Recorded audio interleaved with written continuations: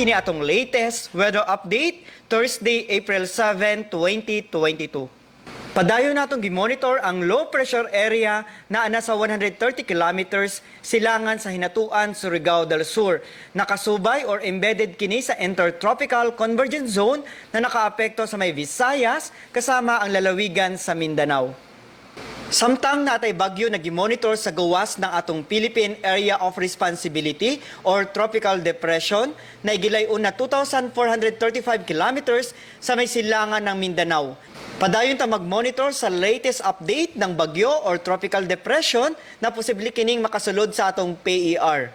Padayon ta mag-monitor sa atong mag-i-issue ng mga thunderstorm o rainfall advisories kasama ang mga color-coded na heavy rainfall warnings.